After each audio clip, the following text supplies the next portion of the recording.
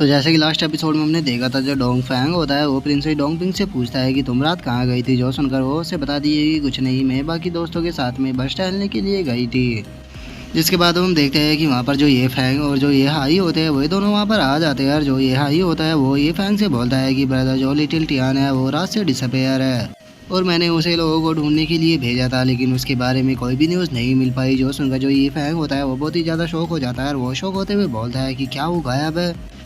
और इतना बोलकर जो ये फैंग होता है वो सामने की तरफ गुस्से में देखते हुए बोलता है कि इसके पीछे पक्का किसी ना किसी का हाथ है, तो इसे ढूंढते रहो और अगर जब तक वो नहीं मिल जाता तो यहाँ से कोई भी बाहर नहीं जाना चाहिए। सभी को बोल दो कि जो भी यहाँ से बाहर निकलने की कोशिश करे उसे भी पकड़ कर ख़त्म कर दो। और उसके इतना बोलते के साथ ही हम प्रिंसेस डोंगपिंग और बाकी तीनों लड़कियों को देखते हैं जो कि सभी के साथ में बहुत ही आराम से बैठी हुई होती है। और जो प्रिंसेस डोंगपिंग होती है वो एक विल सा फेस बनाते हुए बोलती है कि बहुत ही जल्द जो शो है वो स्टार्ट होने वाला है। मैं भी देखती हूँ कि जो तुम्हारी ये फैमिली है वो इस प्रिंसेस के सामने कैसे एरोगेंट बनती है। और उसके इतना बोलते के साथ ही हम देखते हैं कि वहाँ पर दो पर्सन खड़े हो जाते हैं और उनमें से एक पर्सन हंसते हुए बोलता है कि पैराट्रीज अवेकनिंग का टाइम शुरू हो गया है, लेकिन जो आपके प्रिंस है वो अभी तक यहाँ पर क्यों नहीं आए। जॉसन का जो दूसरा पर्सन होता है वो भी हंसते हुए बोलता है कि मुझे लगता है कि वो अवेकनिंग सेरेमनी के नाम से ही डर गया है, इसीलिए वो कहीं पर छुप कर बैठा होगा। जो सुनकर अब वहाँ पर जो बाकी के लोग होते हैं वे भी मजाक बनाने लगते हैं और उनमें से एक और बंदा हंसते हुए बोलता है कि अगर उसे अवेकनिंग सेरेमनी से इतना ज़्यादा डर लग रहा था तो फिर उसे इसे रखने का ज़रूरत ही क्या थी। खामे खा के उसने हम लोगों के भी टाइम को बर्बाद किया। जो सुनकर जो एक और पर्सन होता है वो भी हंसते हुए बोलता है कि मैं देखना चाहता था कि वो आखिर कितना बड़ा ट्रैश है, लेकिन मेरी किस्मत ही ख़राब है, वो यहाँ पर आया ही नहीं। जो सुनकर जो एक और बंदा होता है वो भी हंसते हुए बोलता है कि ये कितना बड़ा ट्रैश है कि ये डर कर यहाँ पर आया ही नहीं और ये उम्मीद करता है कि ये प्रिंसेस और जो हमारी फैमिली की लड़कियाँ हैं उनसे शादी करेगा। जो सुनकर अब जो एक और पर्सन होता है वो ये फैंग से हंसते हुए बोलता है कि पैराट्रीज मुझे लगता है कि जो शादी का कॉन्ट्रैक्ट था आपको उसे कैंसिल कर देना चाहिए, क्योंकि आपका बेटा तो यहाँ पर आ ही नहीं रहा। जो सुनकर जो ये फैंग होता है उसे बहुत ही ज़्यादा गुस्सा आ जाता है और वो गुस्से में चिल्लाते हुए बोलता है कि तुम लोगों की हिम्मत कैसे हुई पब्लिक के सामने मेरे बेटे को ऐसे ह्यूमिलेट करने की। अगर तुम में से अब कोई भी बोला तो मैं उसे यहीं पर ही मार दूंगा। और ये फैंग की तरह बोलते हुए हम देखते हैं कि जो किंग टियान होता है वो वहाँ पर आ जाता है और वो वहाँ पर आते हुए बोलता है कि फादर मैं यहाँ पर आ चुका हूँ। और किंग टियान को देखकर एक पर्सन उसे देखते हुए बोलता है कि देखो ये फैमिली का लेजेंडरी ट्रैश आ गया। और अब किंग टियान को वहाँ पर देखकर जो प्रिंसेस डोंगपिंग होती है वो भी बहुत ही ज़्यादा शौक हो जाती है और वो शौक होकर चिल्लाते हुए बोलती है कि आखिर ऐसा पॉसिबल भी कैसे है, ये अभी तक जिंदा कैसे है, क्योंकि इसे मैंने खुद अपने हाथों से पहाड़ी से फेंका था। इतनी ऊंचाई से गिरने के बाद तो एम्परर भी मारा जाए तो फिर ये कैसे जिंदा है। जो उनका जो यावडिंग होती है वो मुस्कुराते हुए बोलती है कि मानना पड़ेगा जो बिग ब्रदर है वो काफ़ी इंटरेस्टिंग है। और उनके इतना बोलते हुए हम डोंग फैंग को देखते हैं जो कि किंग टियान को देखते हुए अपने मन में सोचता है कि क्या हुआ अगर ये यहाँ पर आ गया तो इसके मेरिडियन पूरी तरह से ब्लॉक है, तो अवेकनिंग सेरेमनी के अंदर ये फैल ही हो जाएगा, जिसके बाद मैं शादी के कॉन्ट्रैक्ट को भी कैंसिल कर दूंगा। और अब किंग टियान को वहाँ पर देखकर जो ये फैंग होता है वो खुश होते हुए उसकी तरफ आने लगता है और वो भागते हुए उससे बोलता है कि बेटे तुमने अपने फादर को डरा दिया था, आखिर तुम कहाँ चले गए थे। जो सुनकर किंग टियान अपने फादर से बोलता है कि फादर आपको टेंशन लेने की कोई भी जरूरत नहीं है, ये हमारी टेरिटरी है तो फिर यहाँ पर मुझे क्या ही हो सकता है, मैं तो बस पहाड़ियों के नज़ारे का मजा लेने के लिए थोड़ा घूमने के लिए चला गया था। जो सुनकर अब जो ये फैंग होता है वो हंसते हुए बोलता है कि चलो कोई बात नहीं, तुम यहाँ पर सही टाइम पर आ गए हो।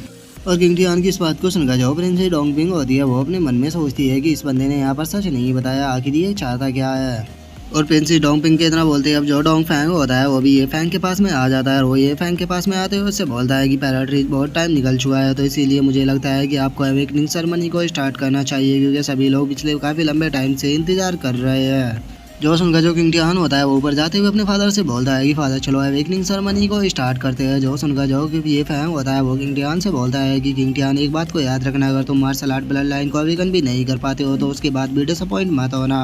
क्योंकि इस वर्ल्ड के अंदर मिलियनों पाथ है कल्टीवेशन करने के लिए, तो तुम्हें डिसअपॉइंट होने की कोई भी जरूरत नहीं है, कोई ना कोई तरीके से तुम कल्टीवेशन कर ही पाओगे। जो सुनकर जो किंग टियान होता है वो भी ठीक है बोल देता है। जिसके बाद अब जो किंग टियान होता है वो ऊपर आ चुका होता है और वो ऊपर आने के बाद याओ से बोलता है कि याओ क्या तुम लास्ट टाइम मेरे लिए सॉन्ग को गा सकती हो। जो सुनकर याओ भी ठीक है बोल देती है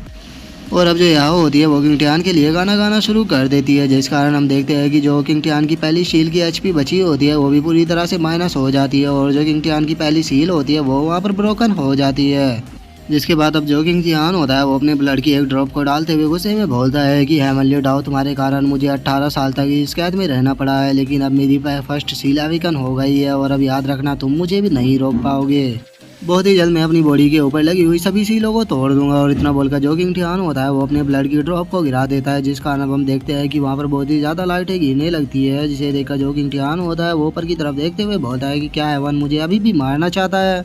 लेकिन अगर तुम मुझे मारना चाहते हो तो उसके लिए अब तुम काफ़ी ज़्यादा लेट हो चुके हो। तुम्हें पहले कोशिश करनी चाहिए थी, लेकिन अब जो तुम्हारा टाइम है वो ख़त्म हो चुका है और अब यहाँ से मेरा टाइम स्टार्ट होता है। और इतना बोलकर जो किंग टियान होता है वो अपने सिस्टम को बुलाते हुए उससे बोलता है कि सिस्टम, जो मेरी पहली सील है वो ब्रोकन हो चुकी है, तो मुझे ये बताओ कि मैंने कितने एट्रीब्यूट पॉइंट को अवेकन किया है। जो सुनकर जो सिस्टम होती है वो किंग टियान को बताती है कि आपने 100 मिलियन एट्रीब्यूट पॉइंट को एक्टिवेट किया है।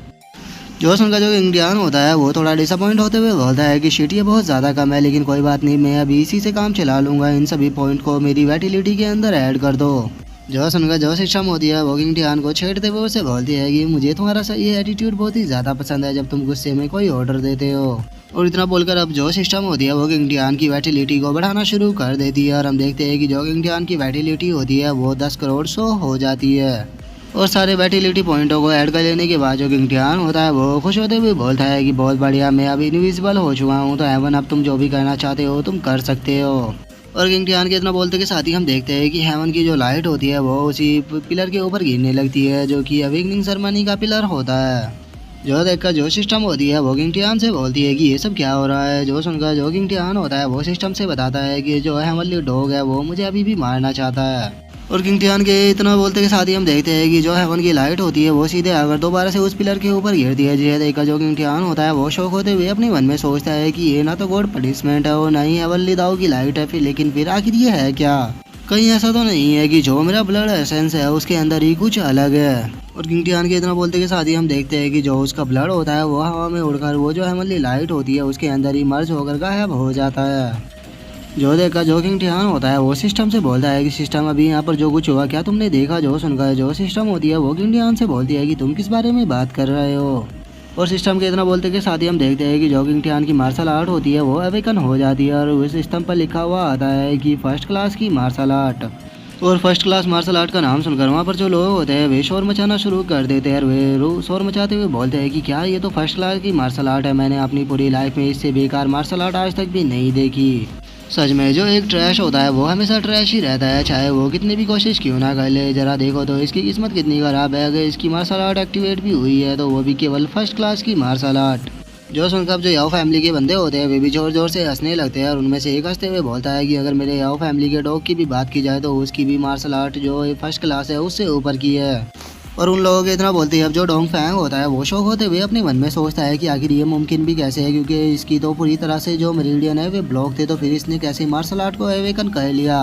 और उन लोगों के अब इतना बोलते के साथ ही जो हमारा आज का एपिसोड है वो यहीं पे कंप्लीट हो जाता है। तो अब नेक्स्ट एपिसोड में देखें कि आगे क्या होता है। अगर आप लोगों को वीडियो अच्छी लगी हो तो लाइक करना, चैनल को सब्सक्राइब करना। मैं मिलता हूँ नेक्स्ट एपिसोड में, तब तक के लिए बाय बाय गाइस।